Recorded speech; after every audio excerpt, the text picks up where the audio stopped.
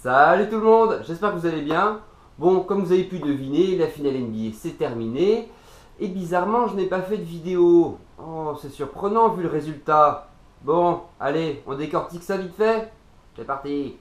Dans le match 3, alors que les Cavaliers sont menés 2-0, on voit une entame de match beaucoup plus intéressante de leur part. Ils sont beaucoup plus combatifs en attaque et mettent une grosse pression défensive aux Warriors. Ils sont devant d'une 10-15 de points pendant tout le match, jusqu'au moment où, dans le quatrième quart-temps, fin de quatrième quart-temps, les Warriors sont à rapprocher et là, faut pas les laisser faire ça. À 2 minutes de la fin, les Cavaliers ont encore 5 points d'avance. Bon, on se dit que même s'ils se sont fait un peu peur, ils vont réussir à gérer cette petite avance et garder leur matelas. Mais non, que nenni, quand il y a Kevin Durant en face, on ne peut rien faire en ce moment. Un shoot raté de Kyrie Irving, un shoot contré, balle perdue de LeBron James, et voilà. Kevin Durant les crucifie, 1-3 points. Les Warriors sont devant, il reste 30 secondes, c'est fini, les Cavaliers vont perdre ce match 3, qui pourtant, s'ils le gagnaient, était capital pour revenir donc à 2-1 et relancer un petit peu la série. On arrive désormais au match 4, et là, les Cavaliers étaient dos au mur. C'était soit les Warriors font des playoffs parfaits avec 16-0 et deviennent la première équipe de l'histoire et effectuer ça, soit les Cavaliers prennent le match 4 et s'offrent un petit sursis et surtout lave l'affront parce que sinon ça aurait été quand même sacrément la zézère. Et ça s'est plutôt pas trop mal passé pour les Cavaliers. 49 points dans le premier quart-temps, 86 à la mi-temps. Oui, en finale NBA, 86 points. On n'est pas à Mont-les-Mourges là, hein. C'est pas de la N3 et non, c'est vraiment les finales NBA, 86 points. C'était n'importe quoi. Donc vraiment une très grosse performance collective avec des records qui tombent à tout va. 24 3 points dans le match, record NBA en playoff et à une unité du record NBA dans toute l'histoire.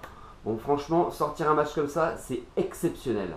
Mais le problème, c'est qu'on se dit vite que si pour battre les Warriors, il faut sortir un match avec 3 ou 4 records all-time, ça commence à être très vite compliqué de les battre sur une série alors qu'on est mené 3-0. Je vous rappelle que personne dans l'histoire de la NBA n'a jamais remonté un déficit de 3-0. Donc les Cavaliers reviennent à 3-1, l'espoir est permis. Mais bon, direction le match 5. Vous vous en doutez bien, vu ma tête et vu le temps que j'ai mis à faire ma nouvelle vidéo, le match 5 a été assez vite bâclé. Bon, même si les Cavaliers ont proposé un petit peu de résistance, mais bon, là, les Warriors sont vraiment trop au-dessus. Kevin Durant domine totalement son sujet. Stephen Curry, créatif, adroit. Bon, ce que je lui reproche, c'est toujours d'être bon quand son équipe gagne, alors que quand elle perd, il est inexistant. Mais bon, il gagne, on ne peut rien leur reprocher. On voit encore dans ce dernier match, malgré le 7/8 à 3 points de J.R. Smith, les 41 points, 13 rebonds de LeBron James, qui d'ailleurs devient le premier joueur de l'histoire à tourner sur une série de finale en triple-double. Ça classe un petit peu la série du bonhomme. Mais en face, comme je vous dis, Kevin Durant, là, dans le match 5, il met 39 points. Avec cette victoire des Warriors, il devient donc MVP des finales. Son premier championnat NBA. Je pense qu'à ce rythme-là, il peut en avoir quelques autres. Mais bon, ça, on verra plus tard.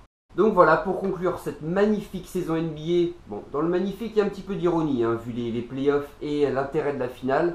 Mais bon. Bravo Warriors, ont fait vraiment une saison très bien maîtrisée. De la saison régulière jusqu'au playoff où ils ont quand même fini sur 16-1, ce qui est le meilleur bilan en pourcentage de l'histoire. Bon, je pense qu'on peut rien leur reprocher, ils ne se reprochent rien eux non plus. Bravo à eux, on verra la saison prochaine comment ça va se passer. En parlant de prochaine saison, voilà pourquoi j'ai mis un petit peu de temps à sortir mes nouvelles vidéos. Parce que je me consacre actuellement à la draft NBA qui arrive dans les 2-3 prochains jours.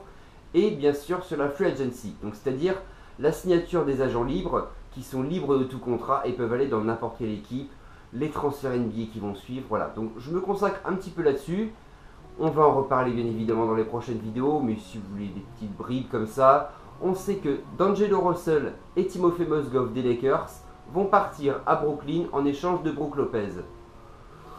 Bon, ça veut dire que Lonzo Ball va prendre la place de meneur à D'Angelo Russell, qu'on a enfin un pivot intéressant et qu'on attend bien sûr la signature de Paul George, donc cet été si on fait un transfert ou non, l'été prochain peut-être, à moins que ce soit LeBron James, on verra, il y a beaucoup de choses à dire.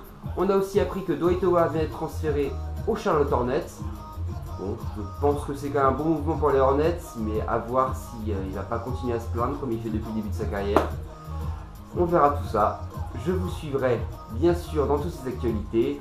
J'essaierai de couvrir ça de manière la plus complète possible.